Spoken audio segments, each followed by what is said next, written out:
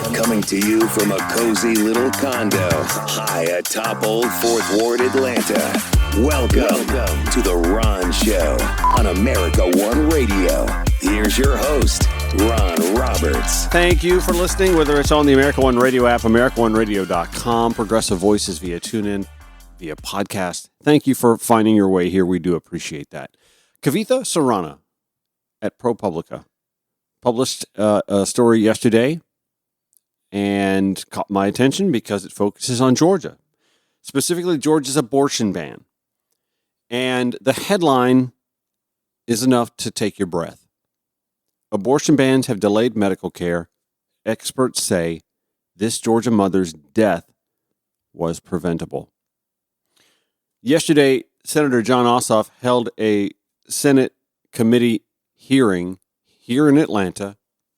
We'll give you a good bit of audio from that. First, I want to give you a taste of the piece from ProPublica.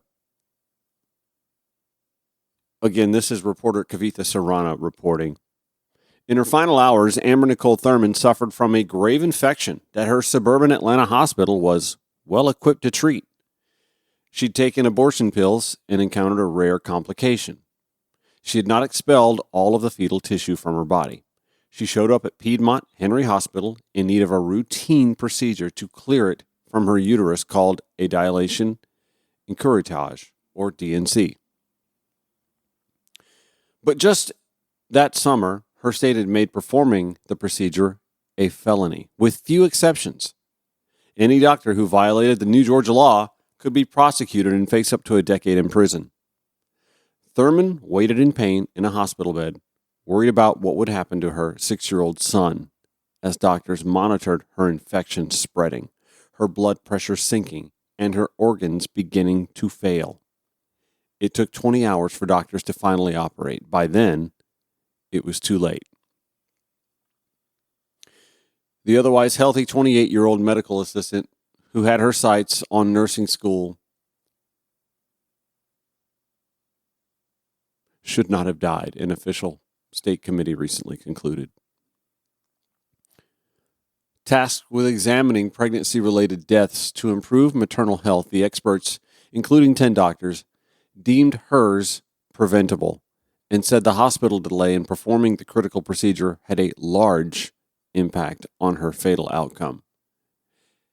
Their reviews of individual patient cases are not made public, but ProPublica obtained reports that confirm that at least 2 women have already died after they couldn't access legal abortions and timely medical care in their state. There are almost certainly others. Committees like the one in Georgia, set up in each state, often operate with a 2-year lag behind the cases they examine, meaning that experts are only now beginning to delve into deaths that took place after the Supreme Court overturned the federal right to abortion. Thurman's case marks the first time an abortion-related death officially deemed preventable is coming to public light. ProPublica, Kavitha writes, will share the story of the second in the coming days. She writes, we are also exploring other deaths that have not yet been reviewed but appear to be connected to abortion bans. Doctors warned state legislators women would die if medical procedures sometimes needed to save lives became illegal. The Republican lawmakers who voted for state bans on abortions say the laws have exceptions to protect the, quote, life of the mother. Medical experts cautioned that the language is not rooted in science and ignores the fast-moving realities of medicine. The most restrictive state laws, experts predicted, would pit doctors' fears of prosecution against their patients' health needs, requiring providers to make sure their patient was inarguably on the brink of death or facing irreversible, in quotes there, harm when they intervened with procedures like a DNC. ProPublica's reporting continues. Doctors and a nurse involved in Thurman's care declined to explain their thinking and did not respond to questions from ProPublica. Communication staff from the hospital did not respond to multiple requests for comment. Georgia's Department of Public Health, which oversees the State Maternal Mortality Review Committee, said it cannot comment on ProPublica's reporting because the committee's cases are confidential and protected by federal law. The availability of DNCs for both abortions and routine miscarriage care helped save lives after the 1973 Supreme Court ruling in Roe v. Wade, studies show, reducing the rate of maternal deaths for women of color by up to 40% the first year after abortion became legal. But since abortion was banned or restricted in 22 states over the past 2 years, women in serious danger have been turned away from emergency rooms and told that they needed to be in more peril before doctors could help. Some have been forced to continue high-risk pregnancies that threaten their lives. Those whose pregnancies weren't even able or viable have been told they could return when they were crashing. Such stories have been at the center of the upcoming presidential election, during which the right to abortion is on the ballot in 10 states.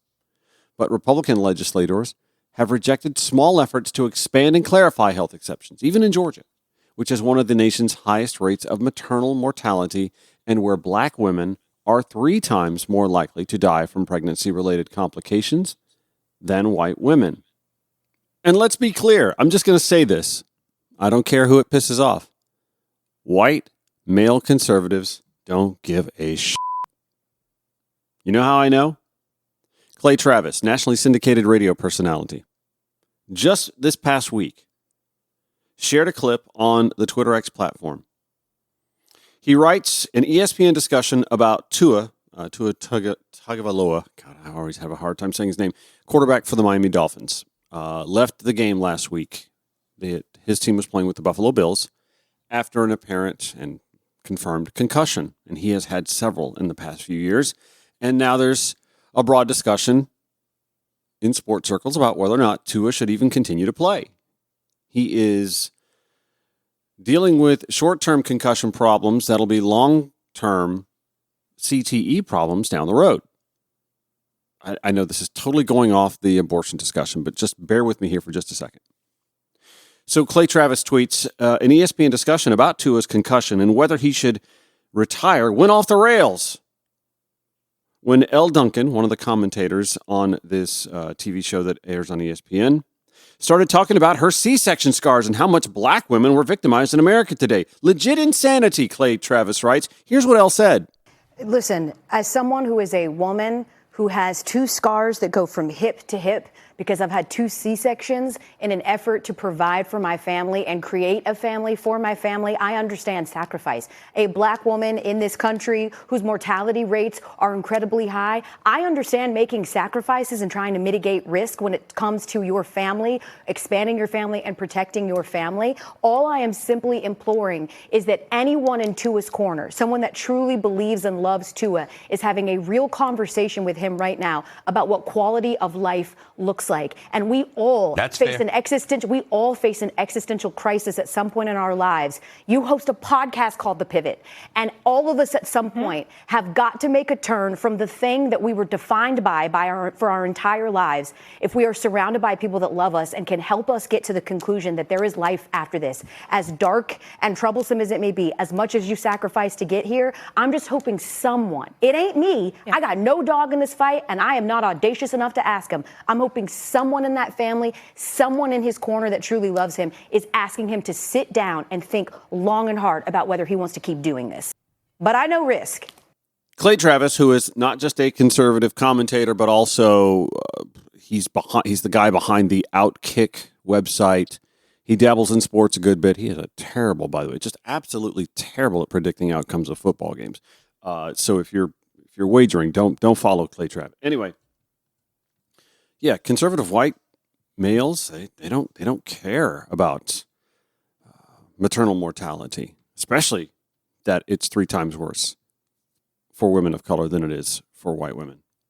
Yesterday, healthcare providers and patients testified at the second of Senator Jon Ossoff's Senate committee hearings held in the state of Georgia, focusing on Georgia's heartbeat law. We are here today to hear from women and doctors about how Georgia's abortion ban is impacting the health of Georgia women.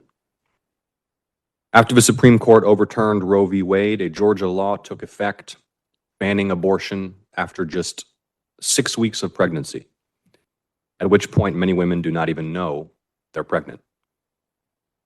The Subcommittee on Human Rights has convened this hearing roughly 2 years since the reversal of Roe v. Wade to hear from women and doctors in Georgia about the impact on women's health of Georgia's 6-week abortion ban.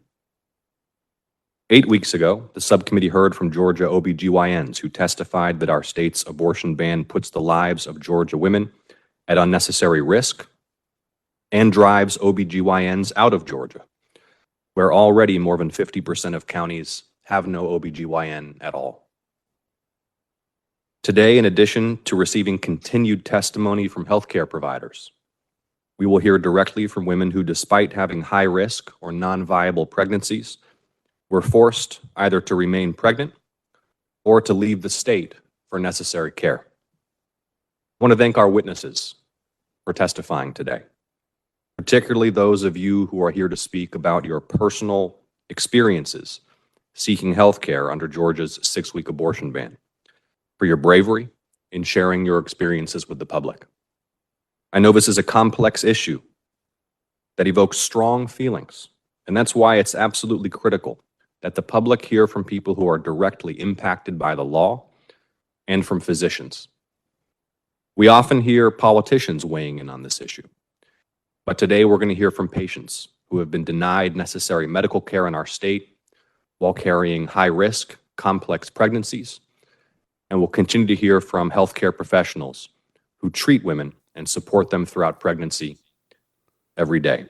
All right, we dive into more of that Senate subcommittee hearing and some of that gruesome testimony when The Ron Show returns on America One Radio and Progressive Voices via TuneIn. You can always call The Ron Show if you'd like. You got something you want to say, you want to chime in. I use that audio sometimes. 404-919-2725. When I was mentioning Tua Tagovailoa's concussion situation and the conversation that was being had on ESPN after that, Clay Travis caught my attention because, you know, conservatives have been talking about ESPN being woke for so long. The conversation Elle Duncan brought up women of color specifically, who are more at risk from maternal mortality from being pregnant than their white female counterparts. Clay Travis lobbed that softball up, that red meat for the conservative base, and folks like Vincent Verga chimes in. Well, I'm fine addressing social issues. Elle Duncan's shift to discussing her C-section scars in the context of Tua's concussion seemed to divert from the critical conversation about player safety and brain injuries. Listen, I'm not mocking that there isn't a serious discussion to be had about player safety and brain injuries. Tua has the option. He has the choice. He doesn't have to play football. He can quit at any point in time. In that regard, I am also pro-choice. Senator Jon Ossoff holding his second Senate committee hearing here in the state of Georgia, weighing in on Georgia's 6-week abortion ban, the heartbeat bill, when, by the way, the heart hasn't fully developed within the fetus, offered an opportunity for patients and healthcare experts to weigh in. Ms. Mackenzie Kulik is a public health researcher from Atlanta, Georgia, who experienced serious complications with her pregnancy in the second trimester. She was unable to get an abortion in Georgia and had to travel out of state to receive health care. Good morning, Senator Ossoff. My name is Mackenzie Kulik, and I'm here to tell you about one of the worst and deeply personal medical experiences of my life. It will be difficult for me to share these things with you today, and I appreciate your patience. I was born in Round Rock, Texas, and graduated from Ohio Northern University and Emory University with degrees in biology and public health. But Georgia is my home. I moved to Atlanta 16 years ago for graduate school. I met my husband 13 years later, and we married shortly thereafter. We've always wanted to start a family. And last November, we were excited to find out that we were expecting our first child. It was a very special time for us, a feeling that I am sure many people can relate to. We were preparing to become parents. Everything went the way it was supposed to go for the next few months. We attended our various medical appointments. We prepared our baby's room and read books on parenting. We learned that we were having a baby girl and started a list of names we both liked. But our world began to change after our 15-week appointment. We found out that our baby had a 1 in 32 chance of having a spinal tube disorder. And then at 17 weeks, I started bleeding. I was admitted to the hospital for overnight observation, and my doctors ordered an ultrasound. and the technician could not detect our baby's face or body. I was lying in the hospital bed when I saw my doctor walk in to discuss the results of the ultrasound, and I just knew something was wrong. I was terrified. The doctor told me that I had oligohydramnios, borderline anhydramnios, which meant that I did not have enough amniotic fluid for the baby. And usually this is a symptom of a serious medical condition. My doctor and I spoke for at least 30 minutes. And I'm a research scientist by trade and wanted to make sure that I understood everything so that we could figure out how to help our baby. My doctor's advice was that I should stay on limited bed rest and drink water and drink as much water as possible. When the doctor left, I tried to process what was happening, and I did what I always do for medical questions, and that's search the medical literature to see what the science said. And when I did, my heart dropped. The medical literature was unequivocal. When this happens so early in pregnancy, the pregnancy should be terminated. And if the low amniotic fluid was caused by my water breaking prematurely, then I was also at risk of developing a life-threatening infection. I did not understand why my doctor did not share any of this information with me. It made me think that maybe my case wasn't that bad, or that I had made a mistake when reading the medical literature, and that maybe our baby still had a chance. For the next 3 weeks, I did exactly what my doctor told me to do. I stayed in bed, I drank a lot of water, and I was afraid. At the 18-week ultrasound, nothing had changed. My doctor gave me the same advice: limited bed rest and fluids. At our 20-week ultrasound, the images of our baby looked significantly worse. And my doctor was oddly quiet when they told me my amniotic fluid was basically non-existent. And they said that our baby's skull had started to elongate and that she was not growing the way that she should have been. And it became clear to me at this time, as much as I was in denial, that our baby was not going to make it. Fighting back the tears, I asked my doctor the question I had been holding in for the last 3 weeks. Did we need to consider terminating the pregnancy? At this point, it was just the three of us in the room: my doctor, me, and my husband. My doctor turned to me and said that the next conversation we were about to have was completely off the record, that it would not be in my visit notes, and I was not allowed to send any follow-up questions. Then my doctor turned to me and told me that our baby was not going to make it, and that if we did not terminate soon, the baby would either die in utero, she would die shortly after being born, or I was likely to develop an infection due to what they now assumed was my water breaking in the late first trimester. And it was heartbreaking to hear this, accepting that we are never going to meet or hold our baby girl. It was the thing that I feared the most. And it was also a prognosis that I should have been told weeks earlier. Instead of giving me the science, my doctors told me to drink water. My God. And I thought back to those weeks I spent on bed rest, racked with anxiety, hoping and praying. I was shocked that despite the fact that my baby was not going to make it, and continuing the pregnancy posed a risk to my health, my case apparently did not qualify for an exemption under Georgia's abortion law. It's disgusting. The only way I could get the medically necessary care was to travel to a different state. The doctor wished me good luck, and we parted ways. And yet it still got worse. I spent the next 2 days on the phone with my insurance company and doctor's offices, trying to get appointments with an out-of-state physician in my network. I had to repeat the story of our baby girl and how she was not going to live. This is torturous. And how we are choosing to terminate the pregnancy because we loved her so much and we did not want her to suffer. And I had to tell this story over and over and over again. No one seemed to know how to handle the situation. Once the appointments were set, it still felt like it was going to be a luck of the draw as to whether or not my insurance companies would approve the claims that would eventually come in. And some of my insurance claims were initially denied because I did not have and could not get a written referral for an abortion from a Georgia doctor. While the outcome of our pregnancy would have been the same, no matter what path we took or what laws were in place, we were never going to be able to take home the baby that we wanted so badly. It was jarring, shocking, and disheartening that my Georgia doctors could not provide me with the standard of care. The science did not matter. I did not matter. And my baby's fatal medical condition did not matter.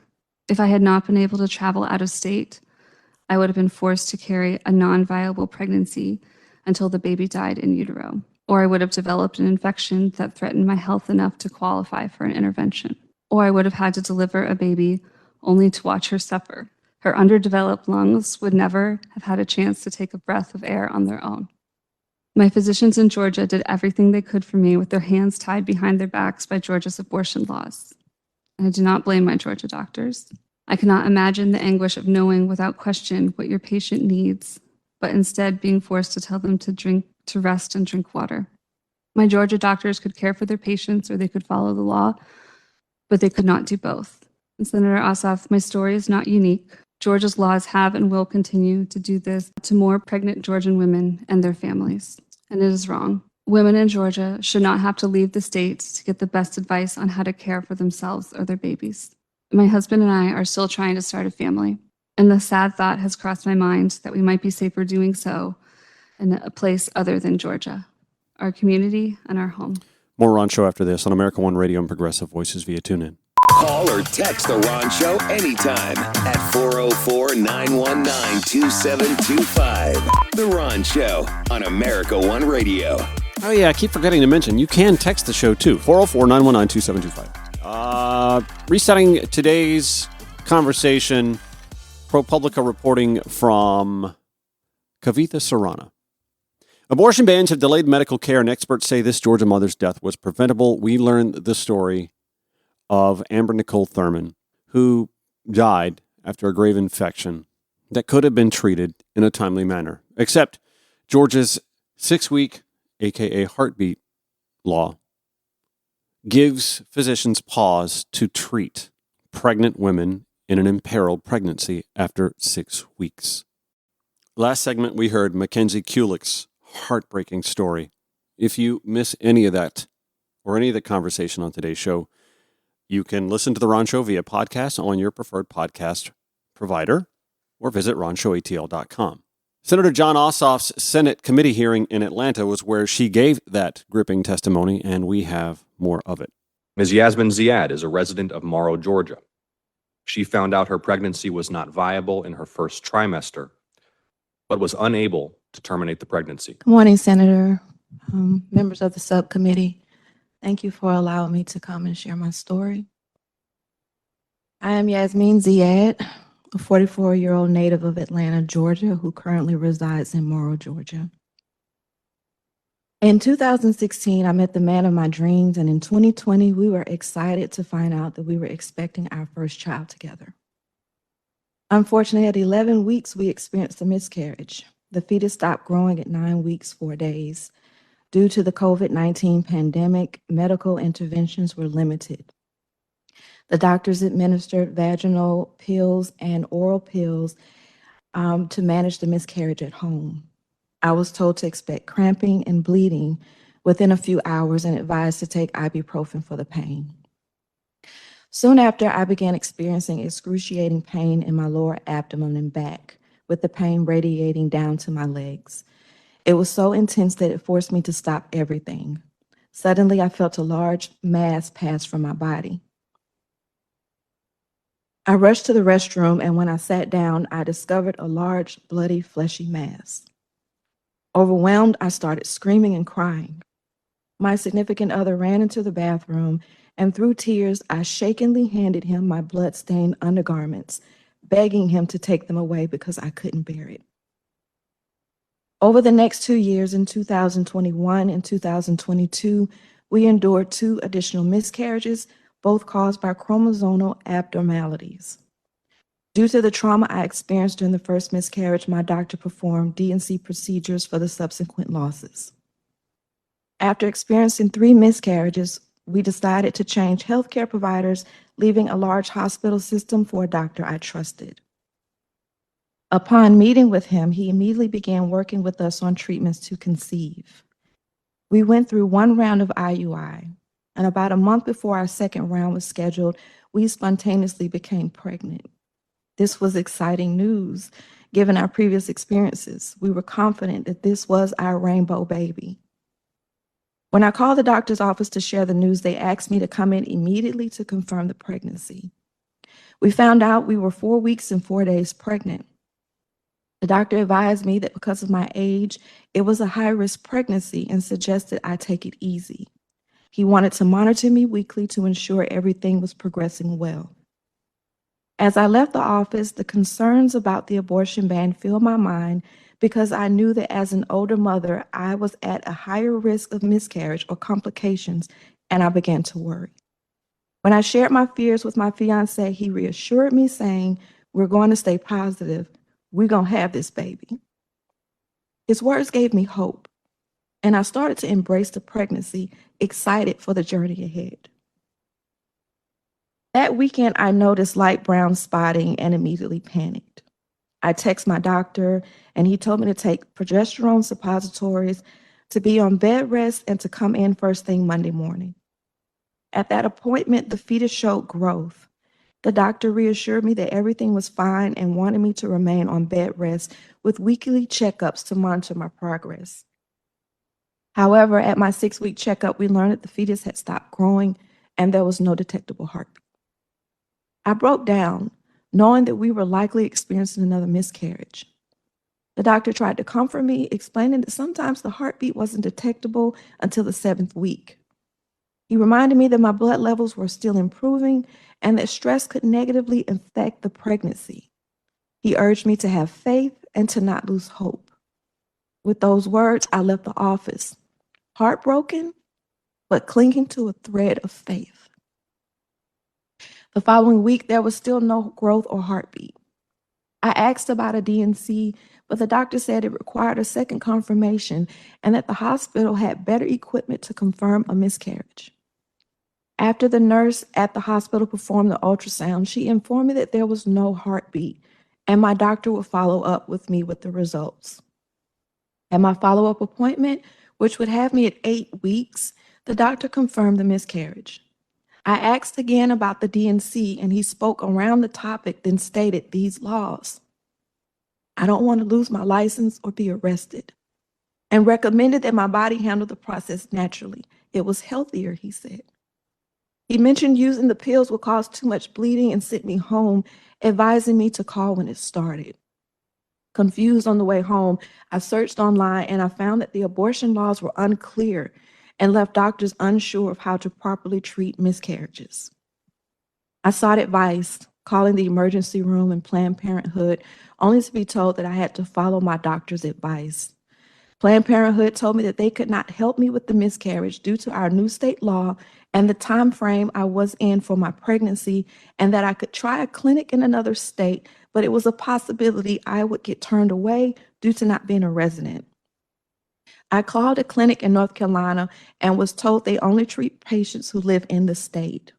I even joined miscarriage support groups to try to find other resources, but that was not successful. With no other option, I felt I had no choice but to let the miscarriage happen naturally. A week later, I started to experience severe cramping and pains. A few days after that, I began to bleed. I was experiencing severe pain as the cramps were strong enough to stop me from doing anything. The doctor had me lay down on the table, and he performed a pelvic exam, which caused further pain in my vaginal area. I voiced how painful it was. He then said he knew why I was in so much pain, that there were clots and tissue in my cervix. I'll get it out, and you will feel better. He then turned to the cabinet behind him, pulled out what looked like a large pair of metal scissors and inserted them into my vaginal area, which caused me to scream out and cry uncontrollably. This procedure, where the doctor removed tissue without any pain medication, was by far worse than what I experienced when I went through a D&C. I cried out, "Please, I don't want to do this anymore. Please stop," only to be met with, "I can't work like this." My God. At that point, the doctor stopped the procedure and the nurse gave me 2 ibuprofen 800s. My body was shaking from having gone through so much pain. About 30 minutes later, the doctor came back into the room. He told me that it was a little bit more to remove. I was unaware I had to go through more of this and told him I didn't want to continue. It hurt too bad. He told me he had to do it. We don't want to have an infection, and proceeded back to remove what was left in my cervix. When he finished, he said, "We got it all out. You should feel better soon." He apologized for having to perform the procedure, and he told me he was trying to help. I was then sent home and to come back on Monday for a follow-up to ensure it was all completely gone. I left the office devastated and physically sore and called my fiance crying. That evening, his cousin, a midwife, visited and was horrified by what I'd gone through. She advised using blue and black cohosh root, herbs that aid in childbirth, to help expel the remaining tissue. Following her advice, I rescheduled my appointment, and by the time I returned, the doctor found no remaining tissue. I didn't have to go through this. These laws created so much fear and confusion that I couldn't get the care I needed that would have spared me so much pain and suffering. As a result of what I went through, we have given up on hopes of ever being pregnant again. Bless her. You think that was tough to listen to? Imagine living through it. Dr. Carrie Swiak is an OBGYN who has been providing reproductive health care in Atlanta, Georgia for 23 years. She is a member of the American College of Obstetricians and Gynecologists and the Society of Family Planning and holds a master's degree in epidemiology. She also conducts research on the impact of Georgia's abortion ban. Thank you, Senator Ossoff and the members of the subcommittee for allowing me to speak today alongside two very courageous women. I'm a board-certified, fellowship-trained obstetrician gynecologist and family planning specialist. I'm a member of the American College of Obstetricians and Gynecologists and the Society of Family Planning. I have provided comprehensive OBGYN and reproductive health care in Georgia for 23 years. I am director of a fellowship and a resident training program in family planning, which includes abortion and contraceptive care. I have a master in public health degree in epidemiology. I have conducted research on the impact of Georgia's restrictive abortion ban on individuals as well as on the state. My views expressed in my testimony today are my own and do not necessarily represent the views of my employer, Emory University. I have observed firsthand how patients have been adversely impacted by this ban. Although the volume of patients served has decreased since the ban came into effect, abortion is not rare. That is because doctors and clinics in our state recognize the need to continue to provide care within the confines of the legislation. Following safe, evidence-based practices, we work to see patients as early as possible in their pregnancy. As with any other medical decision, we provide patient-centered counseling to each person who presents for abortion care, providing factual information, benefits, and risks for each option to help them make their own decision based on their personal values and needs. We began to hear a common theme. People tell us that time is limited by the ban. They feel under the gun to make a decision whether to abort their pregnancy. We want to continue to allow people the time they need after finding out they are pregnant to think and decide what to do about their pregnancy, like they would with any other medical decision that's important for their lives. But the decision is always theirs to make. I continue to see pregnant women who have a high-risk medical condition develop a pregnancy-related complication or discover their fetus has a congenital defect.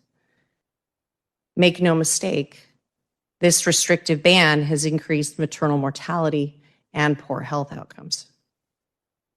In Georgia and other restrictive states, we have learned of case after case of pregnant women being turned away or experiencing delays in their care. Within this ban, legislators with no medical expertise have created limited definitions that simply are not used in the practice of medicine. Complex medical situations cannot be distilled into a law with strict limitations, especially when they don't make medical sense. I have talked to many physicians throughout the state who are confused by the language in the law. In large part, this is due to new rules that don't fit the reality of what people experience in pregnancy and the harsh criminal penalties physicians face if a prosecutor, judge, or jury doesn't agree with their medical judgment. When is something an emergency? When is pregnancy futile? When do the exceptions apply? Physicians, hospitals, and clinics work to understand the ban's language to determine whether they can provide the standard of care within the confines of the law. Medical care is put on hold as we search for legal clarity. As a result, patients may be denied timely, effective care. In Atlanta, physicians, myself included, have seen patients in the ICU with sepsis, with renal failure, needing tube feeds, with hemorrhage, needing blood transfusions or a hysterectomy, who would not have been in those positions if we had been able to offer them care to avoid further harm. It is the standard of care to offer a termination of pregnancy to patients experiencing a complication early in pregnancy because it is the safer option for them. These outcomes would not happen if their providers were able to practice medicine in an ethical and evidence-based manner. As physicians, we are trained to identify when a patient is at high risk so we can provide care to prevent them harm. If we need to wait until harm is already occurring, we're often too late to prevent the consequences. Deciding when to intervene in an emergency involves many aspects that often have nothing to do with the presence of fetal cardiac activity, and yet the law sets an arbitrary limit to the care we can provide. For example, sometimes I see a pregnant woman in the midst of a miscarriage, but with a fetus that still has cardiac activity. Even when cardiac activity is present, if this is happening very early in pregnancy, sadly, she will not be able to deliver a baby that will survive. The standard of care is to offer expectant management when possible, but also termination of pregnancy when needed. In this case, terminating a pregnancy that was already in the process of ending is medically considered miscarriage management. However, if fetal cardiac activity is present, Georgia's ban defines this care as abortion and limits the care I can provide. The ban does not adequately address how to care for a patient with an early pregnancy complication in which fetal cardiac activity is still present, but an emergency has not yet occurred. And so delays in care occur as hospitals, physicians, and clinics are unsure how to proceed. In addition, the term medical futility is not a medical definition, but a legal one. So what does futility mean? What does it mean for a fetus to be incapable of sustaining life? That they will die at birth? In 2 days? At 1 year of life? That there's 0 chance of survival? What if there's 10% chance? Sometimes I see a pregnant woman after her ultrasound identifies a life-limiting birth defect in her fetus. Birth defects can have a range of possible anatomic or functional abnormalities that may or may not all be apparent by ultrasound. Women in this situation have 7 times the risk of pregnancy complications, as well as the high chance their baby may not survive. We counsel them on the details of their baby's condition, estimating the impact on the baby's life and health, so that they have the information they need to decide whether or not to continue the pregnancy. In these situations, medical risk is rarely discussed in black and white or with certainty, and yet women ultimately make the decision that is best for them and their families, according to their values and beliefs. The ban does not adequately address how to care for a patient like this with a life-limiting birth defect. The law puts these patients all in the same category, regardless of their individual circumstances. And the exception for rape or incest also sets arbitrary limits that do not address the needs of sexual assault survivors. Only 20% of survivors file a police report for sexual assault. A police report does not change the medical care they need. It's not a medically necessary step. A physician may ask a patient if they've filed a police report to provide advice. Are they still in danger? Do they need any assistance with contacting the police? But not because it improves their health care. Forcing a physician to ask a patient to involve law enforcement as a condition of their receiving medical care undermines patient trust, ultimately harming their health. And sexual assault survivors often delay care because of the trauma of their experience. For that and other reasons, they are more likely to present late for care. And yet the ban only allows for abortion before the quote-unquote post-fertilization age of 20 weeks. This is the only exception that has a gestational age limit associated with it.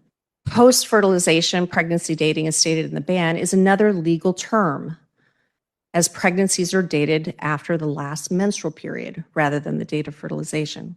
This has created additional confusion for physicians, hospitals, and patients in their understanding of the law. Once again, the ban does not adequately address how to care for a patient like this after an assault when we need to consider the trauma they have experienced while providing the compassionate health care they need. In sum, because of Georgia's abortion ban, hospitals, clinics, and physicians have no choice but to turn away patients in need of essential health care. Every day that it's in effect, Georgians suffer an assault to their autonomy and needless risk to their health and lives. Thank you. Back after this, The Ron Show on America One Radio and Progressive Voices via TuneIn. Final few minutes of today's Ron Show. This has been a really tough one to listen to as I even put it together. I can't imagine what it's like to listen to it just as an audience member, and I apologize if it's a little too ghoulish or ghastly or tough to listen to. I'm not sorry, actually. It's something that needs to be heard. Real stories, real lives affected by draconian abortion bans like the one in the state of Georgia. I will share all of yesterday's testimony from Senator Ossoff's hearing in the show notes at ronshowatl.com, as well as the ProPublica article that shines a spotlight on a very real person, very much, very real, having passed because of lack of care given to her at a suburban Atlanta hospital in the aftermath of Georgia's abortion ban going into law because doctors were afraid to treat Amber Nicole Thurman for fear of prosecution. This is what happens when fundamentalist religious dogma and simple-mindedness is placated in deference to science, medical knowledge, and real-life experience. It's also what happens when you elect a simple-minded narcissist who will do whatever it takes to placate the largest batch of voters he can cobble together by doing simple-minded things. At the first presidential debate this election cycle, if you look at this whole question that you're asking, complex but not really complex. 51 years ago, you had Roe v. Wade, and everybody wanted to get it back to the states. Everybody, without exception. Wrong. Democrats, Republicans, Wrong. liberals, conservatives. Wrong. Everybody wanted it back. Religious leaders. And what I did is I put 3 great Supreme Court justices on the court, and they happened to vote in favor of killing Roe v. Wade and moving it back to the states. This is something that everybody wanted. Wrong. Now, 10 years ago or so, they started talking about how many weeks and how many this, getting into other things. But every legal scholar throughout the world, the most respected, wanted it brought back to the states. Wrong. I did that. Now the states are working it out. No, if you look at Ohio, it was a decision that was an end result that was a little bit more liberal than you would have thought. Kansas, I would say the same thing. Texas is different. Florida is different. But they're all making their own decisions right now. And right now, the states control it. That's the vote of the people. He's bullshitting you. The vote of the people, by the way, undone by gerrymandering in states like Georgia. Gerrymandering also upheld by that same U.S. Supreme Court that he stocked with those 3 perfect judges. Oh, and you can't get a ballot amendment measure on the state ballot in the state of Georgia. That part. And so as long as that is the case, and as long as gerrymandering is allowed to continue in states like Georgia, we're going to continue to have stories like Amber Nicole Thurman. That's going to do it for today's Ron Show. Show notes again at ronshowatl.com. We replay this in case you're listening this morning, 5 to 6 p.m. on America One Radio, 7 to 8 p.m. at Progressive Voices via TuneIn on the TuneIn app.